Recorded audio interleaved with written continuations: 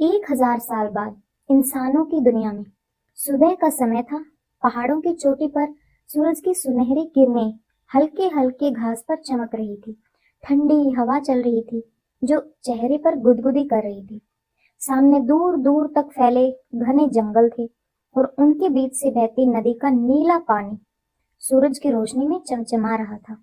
चोटी के नीचे एक गहरी खाई थी जिसमें हरियाली की हरी चादर सी दिखती थी।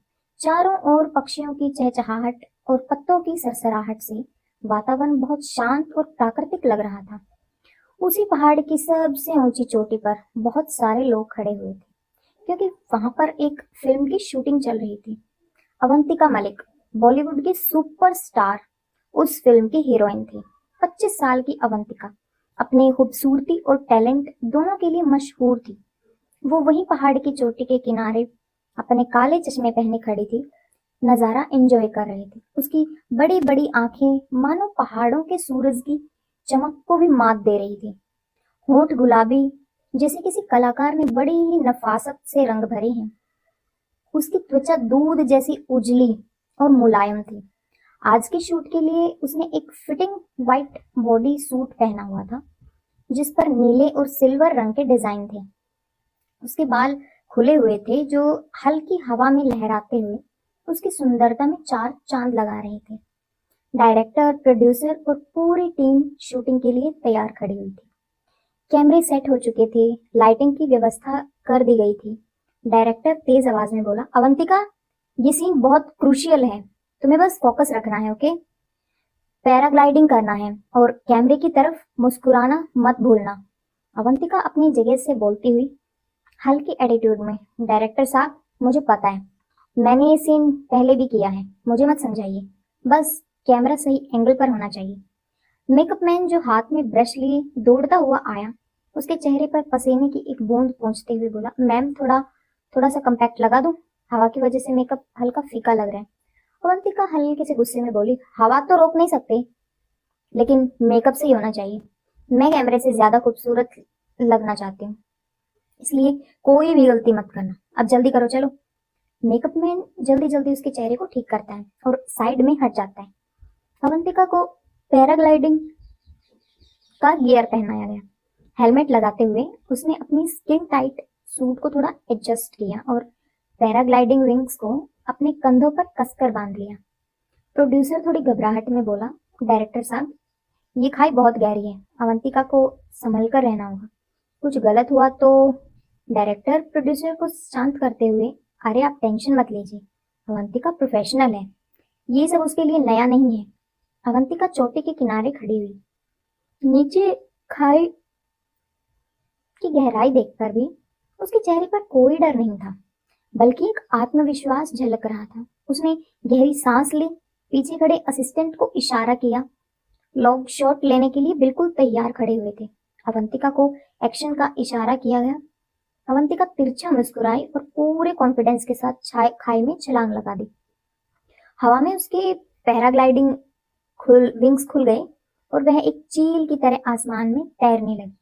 उसके बाल हवा में उड़े और चेहरे पर एक बहुत ही खूबसूरत सी मुस्कान आ गई।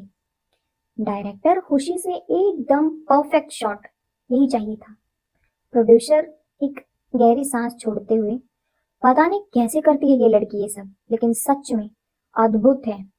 अवंतिका हवा में अपनी खूबसूरत उड़ान को एंजॉय कर रही थी और कैमरे ने उस सीन को बखूबी कैद किया। उसके चेहरे पर चमक और आसपास के पहाड़ों की खूबसूरती ने मिलकर इस पल को और ज्यादा यादगार बना दिया। वाओ, सब कुछ कितना खूबसूरत है, इट्स सो अमेजिंग। अवंतिका लंबी सांस छोड़ते हुए एनवायरनमेंट का मजा ले रही थी। अवंतिका हवा में पैराग्लाइडिंग करते हुए गहरी खाई और हरियाली से ढके पहाड़ों के बीच से गुजर रही थी। उसकी मुस्कान, आत्मविश्वास और ऊंचाई पर उड़ने की खुशी कैमरे में कैद हो रही थी। लेकिन अचानक हवा का रुख तेजी से बदल गया। पैराग्लाइडिंग विंग्स एक तरफ झुकने लगे और बैलेंस बिगड़ गया। अवंतिका एकदम घबराई हुई आवाज में, ये क्या हो रहा है, कंट्रोल नहीं हो रहा। उसके हाथ पैराग्लाइडिंग के स्टेप्स को कसकर पकड़ने की कोशिश कर रहे थे, लेकिन विंग्स बेकाबू हो गए। नीचे जंगल की घनी हरियाली दिखाई दे रही थी। डायरेक्टर और प्रोड्यूसर जो दूर से मॉनिटर पर शूट कर देख रहे थे, उनकी सांसें थम गई। डायरेक्टर घबराते हुए, अरे विंड्स का फ्लो कैसे बदल गया? जल्दी कुछ करो। प्रोड्यूसर चिल्लाते हुए, अवंतिका संभालो खुद को। लेकिन हवा इतनी तेज थी कि किसी का कोई निर्देश वहां तक जा ही नहीं रहा था।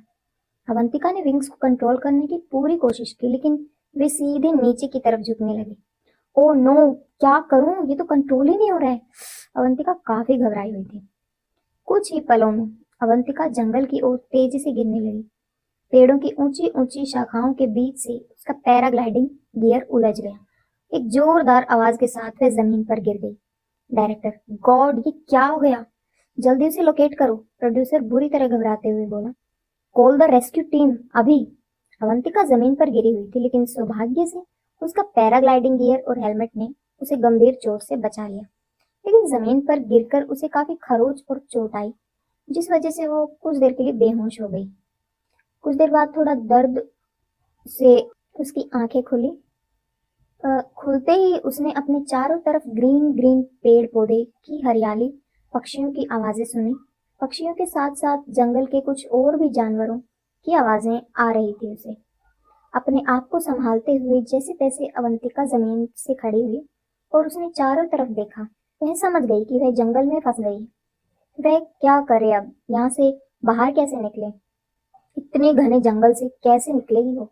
ओह गॉड, मेरी टीम वाले कब तक मुझ तक पहुंच पाएंगे? मुझे यहाँ से बाहर निकलने का कोई रास्ता तो ढूंढना ही होगा।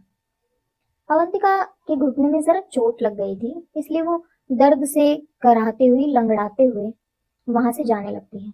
कई देर तक लगातार चलने के बाद वे बहुत ज्यादा थक कर किसी पेड़ के नीचे बैठ जाती है और गहरी सांस लेते हुए कहती है, ये जंगल तो भूल भुलैया जैसा है। मुझे ऐसा लग रहा है जैसे मैं इसी के बीच में घूम रही हूँ। कैसे निकलूं मैं यहाँ से? कुछ समझ ही नहीं आ रहा। उसकी सांसें और धड़कन तेज थी। उसे काफी पसीना भी आ गया था। वो दर्द में भी थी और चलते चलते बहुत थक भी गई थी। कुछ देर वहां बैठ के वो सुस्ता रही थी। फिर एक लकड़ी का सहारा लेकर फिर से खड़ी होकर बोली, अवंतिका, हार मत मानो। अंधेरा हो जाए उससे पहले जंगल से निकलना ही होगा। यहाँ पर तो पता नहीं कितने जंगली जानवर होंगे। इससे पहले मैं किसी की चपेट में जाकर उसका डिनर बन जाऊं, फटाफट यहाँ से निकलती हूँ। एक बार फिर से लकड़ी का सहारा लेकर चलना शुरू कर देती है। वो कई देर तक चलती है, पर उसे बाहर निकलने का कोई भी रास्ता नहीं दिखाई देता। इतनी थक जाती है कि वो थक कर एकदम से जमीन पर गिर जाती है और गहरी गहरी सांस लेने लगती है। ओह गॉड, मैं क्या करूं अब? क्या करूं मैं? कहाँ से कैसे निकलूं मैं यहाँ से बाहर? अवंतिका को कुछ समझ ही नहीं आ रहा था। उसने हर डायरेक्शन में जाकर देख लिया था, पर बाहर निकलने का कोई रास्ता उसे दिखाई ही नहीं दे रहा था। वो जमीन पर पड़ी आसमान को देख रही थी। तभी उसे कुछ आवाज आती है, जिसे सुनकर उसके कान खड़े हो जाते हैं। कोई गुर्राने की आवाज। टिक।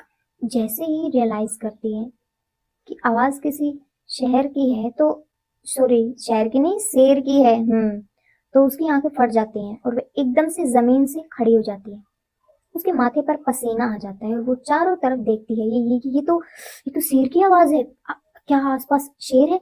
वो अपना सिलाइवा गटक लेती है। वो आवाज और भी तेज हो रही थी। अवंतिका सीधी वहां से भागने लगती है, क्योंकि इसके अलावा अब जिंदा रहने का उसे कोई भी रास्ता नजर नहीं आ रहा था। वह भागती है और बहुत भागती है। तभी अचानक वह एक पत्थर के सहारे से जमीन के मुंह के बल गिर जाती है और उसकी चीख निकल जाती है दर्द के मारे। अवंतिका हिम्मत करके की कोशिश करती है, उसे भागना जो था, पर अगले ही पल एक शेर झाड़ियों से छलांग लगाकर अवंतिका के बिल्कुल सामने आ जाता है। अवंतिका जब उस शेर को, बड़े से खूंखार बब्बर शेर को अपनी आंखों के सामने देखती है, तो उसका तो कलेजा जैसे मुंह में ही आ जाता है। उसकी सांसें तेज हो जाती हैं। वो शेर अवंतिका की तरफ देखकर गुर्रा रहा था, जैसे भूखा हो और उसे चीर फाड़ कर खाना चाहता हो। अवंतिका अपना सलाइवा गटकती है और कदम पीछे की तरफ लेने लगती है। फिर 2 कदम आगे लेता है वो शेर और अवंतिका फुल स्पीड के साथ पीछे भागती है। शेर बिना देर किए अवंतिका के पीछे भागता है। अवंतिका के पूरे चेहरे पर पसीना आया हुआ था। मौत का डर साफ साफ उसकी आंखों में दिखाई दे रहा था। भागते भागते वो एक गुफा में चली जाती है। अवंतिका गुफा के अंदर बेसुध होकर भाग रही थी। उसे किसी चीज की परवाह नहीं थी। वो सिर्फ इस वक्त उस शेर का डिनर बनने से बचना चाहती थी। अब ये अंदर आ जाती है वो। अब उसे भागने का कोई रास्ता नहीं दिखाई दे रहा था, पर वे बड़े बड़े पत्थर रखे हुए थे और एक ताबूत भी रखा हुआ था। ये किस चीज का ताबूत है? अवंतिका कंफ्यूज थी। हालांकि वो काफी डरी हुई थी, उसकी सांसें भी बहुत ज्यादा तेज हो रखी थी। अवंतिका को अचानक उस शेर की आवाज सुनाई देती है। ऐसा लग रहा था जैसे वो गुफा के अंदर आ चुका है। अवंतिका की धड़कने डर के मारे बहुत ज्यादा तेज हो जाती है। वो यहाँ वहां भागने लगती है कि अब क्या करें, कैसे बचें। तभी उसके दिमाग में एक आइडिया आता है। वो उस ताबूत की तरफ देखती है और हिम्मत करके उसके अंदर छुपने का डिसाइड करती है। शेर की आवाज और तेज हो गई थी, जैसे वो और ज्यादा करीब आ चुका है।